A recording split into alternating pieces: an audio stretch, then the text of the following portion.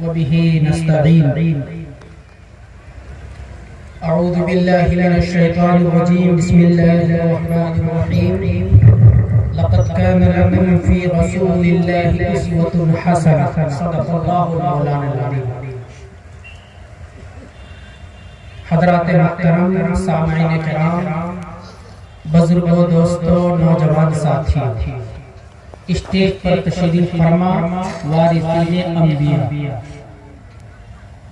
قرآن کریم کی جو آیت کریمہ بھی ہم نے پڑھی ہے، مختصر بات چیت ہوگی انشاءاللہ، اور پھر آج کا جو یہ پروگرام ہو رہا ہے جامعہ جویریہ للبنات کی جانب سے، اس کے ناظم ہمارے عزیز جناب مولانا ساجد حسن صاحب قاسمی، ان کے استاذ یہاں تشریف فرما ہے جناب مولانا نور الزما صاحب دریا پوری، بلکہ یہ وہ ان کے استاذ ہیں جن سے انہوں نے حفظ قرآن کریم مکمل کیا اور ایک بیٹھک میں انہوں نے قرآن کریم سنا جاتا.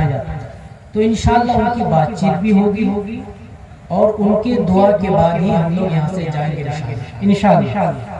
دعا کر کے جائیں گے انشاءاللہ. ہاتھ نہیں اٹھ رہا، دعا کر کے جائیں گے انشاءاللہ. ابھی ہم نے قرآن کریم کی جو آیت کریمہ پڑھی ہے، اس آیت کریمہ میں ہم سب کے خالق، ہم سب کے مالک، ہم سب کے پروردگار، پالنہار اللہ تبارک و تعالی نبی کریم سرکار دو جہاں صلی اللہ علیہ وسلم کے بارے میں ایک اعلان کر رہے ہیں. اعلان یہ ہے کہ اے لوگو، نبی کی زندگی تمہارے لیے آئیڈیل ہے، نبی کی زندگی تمہارے لیے نمونہ ہے.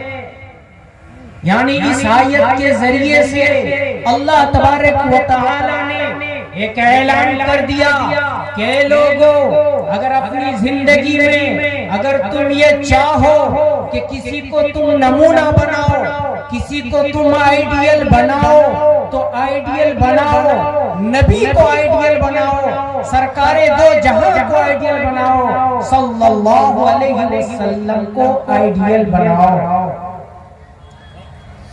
آئیڈیل بنانے کا مطلب یہ ہے کہ جہاں جہاں تم یہ محسوس کرو کہ حالات خراب ہو رہے ہیں، مسائل اور پریشانیوں میں اضافہ ہو رہا ہے، وہاں نبی کی زندگی کو پڑھو، آپ صلی اللہ علیہ وسلم کی سیرت کو پڑھو اور تاریخ کو پڑھو، وہاں سے تمہیں روشنی ملے گی اور ایک راستہ ملے گا.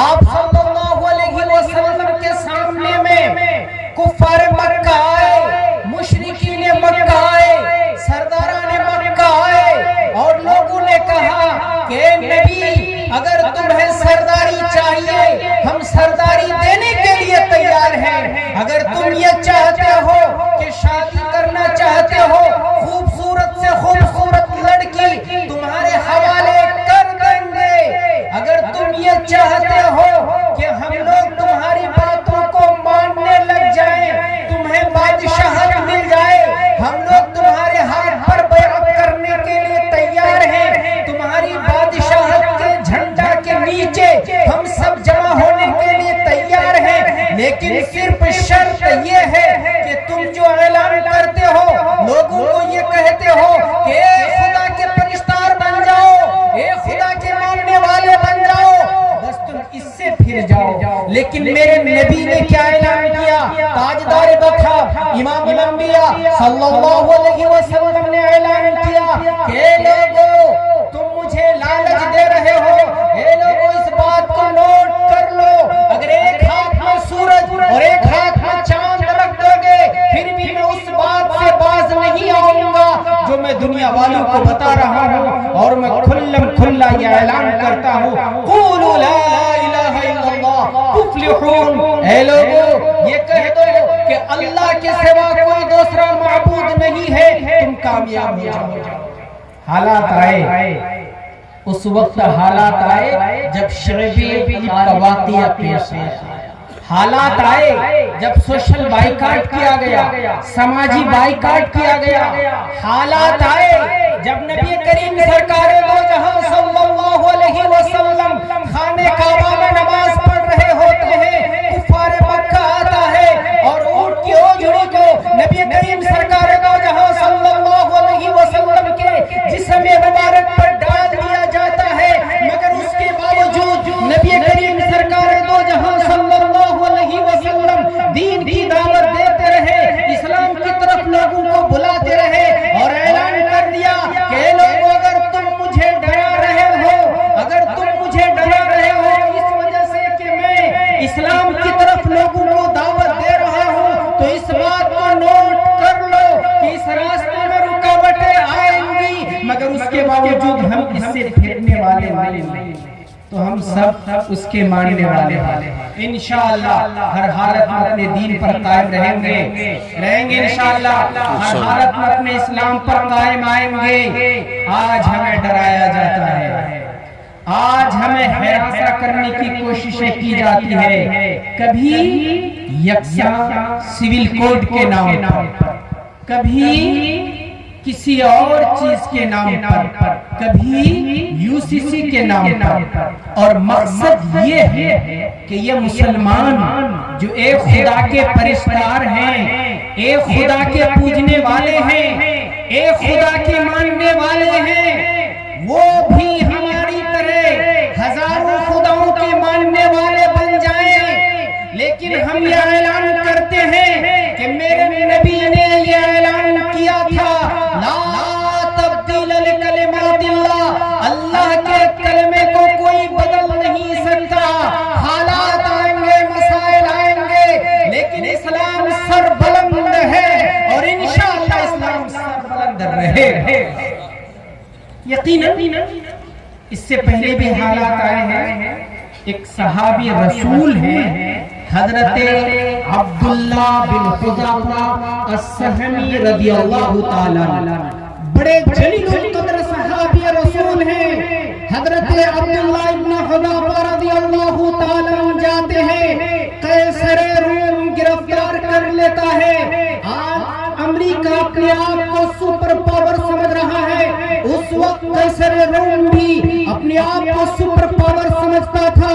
حضرت عبداللہ بن حذافہ رضی اللہ تعالیٰ عنہ کو گرفتار کر لیا جاتا ہے۔ حضرت عبداللہ بن حذافہ رضی اللہ تعالیٰ عنہ سے کہا جاتا ہے، اے عبداللہ بن حذافہ تو اسلام کو چھوڑ دے، عیسائیت قبول کر لے، اپنی بادشاہت میں حصہ داری دے دیں گے۔ عبداللہ بن حذافہ کہتے ہیں تمہاری بادشاہت منظور نہیں ہے، ہم نے کلمہ پڑھا ہے اور نبی کے ہاتھ پر بیعت کیا ہے، دامن محمد کو نہیں چھوڑ سکتے۔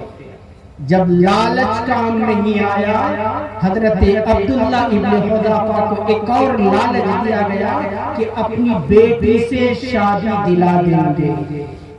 آج کا نوجوان اس واقعے کو غور سے سنیں، آج کے نوجوان جو چند کھنکھناتے سکوں کے لالچ میں، خوبصورت دوشیزاؤں کے چکر میں اپنے دین اور ایمان کا سودا کر رہے ہیں۔ حضرت عبداللہ ابن حذافہ رضی اللہ تعالیٰ عنہ کے اس واقعے سے سبق لیجئے۔ حضرت عبداللہ ابن حذافہ رضی اللہ تعالیٰ عنہ اعلان کرتے ہیں تمہاری بادشاہت منظور نہیں ہے۔ حضرت عبداللہ ابن حذافہ کہتے ہیں تمہاری شہزادی منظور نہیں ہے، دامن محمد میں پناہ لے لیا ہے، ہم اس کو نہیں چھوڑ سکتے۔ قیصر روم کہتا ہے اے عبداللہ ابن حذافہ اگر تو ایسے نہیں مانے گا ہم تمہیں دردناک سزائیں دیں گے، ایسی سزائیں دیں گے کہ تمہاری روح کانپ جائے گی۔ حضرت عبداللہ ابن حذافہ رضی اللہ تعالیٰ عنہ کو سولی پر لٹکایا جاتا ہے، نیچے سے تیروں کی بارش ہوتی ہے۔ حضرت عبداللہ ابن حذافہ رضی اللہ تعالیٰ عنہ کے پائے استقامت میں لغزش نہیں آتی ہے۔ قیصر روم دیکھتا ہے حضرت عبداللہ ابن حذافہ رضی اللہ تعالیٰ عنہ کو نیچے اتارا جاتا ہے، دیگ کو گرم کیا جاتا ہے، گرم کرنے کے بعد ان کے ساتھیوں کو اس میں ڈالا جاتا ہے، وہ جل کر راکھ ہو جاتے ہیں۔ حضرت عبداللہ بن حذافہ رضی اللہ تعالیٰ عنہ کو کہا جاتا ہے تمہیں بھی اس دیگ میں ڈالا جائے گا، تم بھی جل کر راکھ ہو جاؤ گے۔ حضرت عبداللہ بن حذافہ رضی اللہ تعالیٰ عنہ کے آنکھ سے آنسو جاری ہو جاتے ہیں۔ بادشاہ کو دیکھ کر کہتا ہے اے عبداللہ بن حذافہ تو ڈر گیا، تو موت سے گھبرا گیا، ابھی بھی کہتے ہیں کہ تو اسلام کو چھوڑ دے، محمد کو چھوڑ دے، مگر حضرت عبداللہ بن حذافہ رضی اللہ تعالیٰ عنہ کہتے ہیں اے قیصر روم، اے سپر پاور، اپنے آپ کو سمجھنے والے بادشاہ وقت، تو یہ سمجھتا ہے کہ میں موت سے گھبرا کر کے رو رہا ہوں، تو یہ سمجھ رہا ہے کہ تھوڑی دیر کے بعد مجھے بھی دیگ میں ڈال دیا جائے گا، میں جل کر راکھ ہو جاؤں گا، اس وجہ سے میں رو رہا ہوں۔ نہیں نہیں نہیں، بلکہ اس وجہ سے رو رہا ہوں اے کاش میری کئی جانیں ہوتی، کئی بار مارا جاتا، کئی بار قتل کیا جاتا، کئی بار زندہ کیا جاتا، کئی بار اللہ کے راستے میں شہید ہوتا، اے کاش میری تو ایک ہی جان ہے، ایک ہی بار شہید کر دیا جاؤں گا، اے کاش میری کئی جانیں ہوتی، کئی بار اللہ کے راستے میں شہید کیا جاتا۔ یہ تھے حضرت عبداللہ بن حذافہ رضی اللہ تعالیٰ عنہ، جنہوں نے یہ پیغام دیا آج کے نوجوانوں کو، جنہوں نے یہ پیغام دیا آج کے بوڑھے بزرگوں کو، جنہوں نے یہ پیغام دیا ہماری ماؤں کو، جنہوں نے یہ پیغام دیا ہماری بچیوں کو، جنہوں نے یہ پیغام دیا ہماری بیٹیوں کو کہ حالات آئیں گے، مسائل آئیں گے، تپتے ہوئے آگ پر تمہیں ڈالا جائے گا، تپتے ہوئے انگارے پر بھی تمہیں ڈالا جا سکتا ہے، لیکن ہر حالت میں اپنے دین پر قائم رہنا ہے۔ میرے بزرگوں، تحفظ ایمان کانفرنس کا جو انعقاد کیا جا رہا ہے، اس کا مقصد یہی ہے کہ لوگوں، اے نبی کے ماننے والوں، اگر حالات آئے ان کو سلام کہنا، مگر کبھی بھی اپنے دین اور اپنے ایمان کا سودا نہیں کرنا انشاءاللہ۔ اور قرآن کریم نے جو ہم سے عہد لیا ہے، قرآن کریم نے جو یہ کہا ہے وَلَا تَمُوتُنَّ إِلَّا وَأَنْتُمْ مُسْلِمُونَ، اے مسلمانوں دنیا میں رہو اسلام کی حالت میں، اے مسلمانوں جب تک زندگی رہے اسلام پر قائم رہو، لیکن اپنے آپ کو اس طرح سے بناؤ کہ جب تمہاری آخری سانس ہو، جب تم اس دنیا سے رخصت ہو، تو اس وقت بھی اسلام ہونا چاہیے، یعنی تمہاری موت آئے تو اسلام پر موت آئے، اسلام پر موت آئے۔ انشاءاللہ ہماری موت آئے گی انشاءاللہ اسلام پر۔ میرے بزرگوں، ہم نے قرآن کریم کی جو آیت کریمہ پڑھی ہے، اس آیت میں ہمارا رب یہ اعلان کر رہا ہے، اعلان کیا کر رہا ہے؟ آسمان سے یہ پیغام دیا جا رہا ہے اے دنیا والوں، تم نے کسی کو آئیڈیل سمجھ لیا؟ سلمان خان، شاہ رخ خان کو، کسی اور کو آئیڈیل سمجھ لیا؟ دنیا کے ہیرو کو تم نے آئیڈیل سمجھ لیا؟ آئیڈیل بناؤ تو اپنے نبی کو آئیڈیل بناؤ، ہر چیز میں اپنے نبی کو آئیڈیل بناؤ۔ ایک صحابی رسول ہے، اللہ کے رسول پیارے نبی تاجدار بطحا امام الانبیاء صلی اللہ علیہ وسلم کے پاس تشریف فرما ہے۔ اللہ کے رسول پیارے نبی صلی اللہ علیہ وسلم اس صحابی رسول کے چہرے کو دیکھتے ہیں، اس صحابی رسول کے ہاتھ میں سونے کی انگوٹھی، اللہ کے رسول پیارے نبی تاجدار بطحا امام الانبیاء صلی اللہ علیہ وسلم نگاہیں پھیر لیتے ہیں۔ وہ صحابی رسول سمجھ نہیں پاتے کہ میرے محبوب اور میرے نبی نے نگاہیں کیوں پھیر لی ہیں۔ وہاں دوسرے صحابی رسول ہیں، حضرت ابوبکر صدیق رضی اللہ تعالیٰ جیسے جلیل القدر صحابی رسول ہیں، وہ کہتے ہیں تم نبی کے چہرے کو نہیں، تمہارے ہاتھ میں سونے نبی نے دیکھا ہے، جس کی وجہ سے نبی نے اپنے چہرے کو پھیر لیا۔ وہ صحابی رسول اپنے ہاتھ سے انگوٹھی کو نکالتے ہیں، اللہ کے رسول پیارے نبی تاجدار بطحا امام الانبیاء صلی اللہ علیہ وسلم مبارک میں پیش کر دیتے ہیں، اللہ کے رسول کو کہتے ہیں اے حضور اس سونے کی انگوٹھی کی وجہ سے آپ نے نظر پھیر لی، یہ سونے کی انگوٹھی آپ کے حوالے۔ اللہ کے رسول پیارے نبی تاجدار بطحہ امام الانبیاء صلی اللہ علیہ وسلم سونے کی انگوٹھی کو دیکھتے ہیں، اٹھا کر پھینک دیتے ہیں، مجلس ختم ہو جاتی ہے، اللہ کے رسول چل دیتے ہیں، ابو بکر صدیق بھی ہیں، عمر فاروق بھی ہیں، سارے صحابہ رسول ہیں، وہ صحابہ رسول بھی ہیں جس کے سونے کی انگوٹھی کو باہر پھینک دیا تھا، وہ بھی پیچھے پیچھے چلتے ہیں۔ ایک دوسرے صحابہ رسول کہتے ہیں سونے کی انگوٹھی کو اٹھا لو، یقیناً تمہارے کام کی چیز نہیں ہے، تمہارے گھر کے کام آ جائیں گے، اس کو بیچو گے، اس کو استعمال کرو گے، اس کے پیسے ہوں گے، یقیناً سونے کی انگوٹھی نہیں پہنو گے لیکن اس سے پیسے حاصل کر کے کسی ضرورت میں استعمال کر سکتے ہو۔ لیکن صحابہ رسول نے جو جواب دیا، اے مسلمانوں اپنے اندر وہی جذبہ پیدا کیجئے۔ وہ صحابہ رسول کہتے ہیں واللہ لا آخذہ وقد طرحہ رسول اللہ صلی اللہ علیہ وسلم، قسم خدا کی میں اس سونے کی انگوٹھی کو نہیں لے سکتا جس کو میرے نبی نے پھینک دیا ہے، جس کو تاجدار بطحہ نے پھینک دیا ہے۔ اے مسلمانوں اس سے یہ سبق ملتا ہے کہ میرے نبی نے جن چیزوں کے کرنے کا حکم دیا ہے اس کو کرنے والے بن جاؤ، میرے نبی نے جن چیزوں سے روکا ہے اس کو ختم کرنے والے بن جاؤ۔ کیا ایسا کریں گے انشاءاللہ ہم لوگ؟ آج ہم مسلمان ہیں، آج ایک تحفظ ایمان کانفرنس میں ہم لوگ جمع ہیں۔ اے مسلمانوں ذرا غور کرو، ہماری رات کو جب آنکھ لگتی ہے اس وقت تک آنکھ نہیں لگتی جب تک کہ موبائل کے اسکرین پر سے ہماری نگاہ نہیں ہٹتی ہے۔ ایسے وقت میں ہم کیا امید رکھیں کہ صبح کے وقت میں فجر کے وقت میں ہم مسجد تک پہنچ پائیں گے؟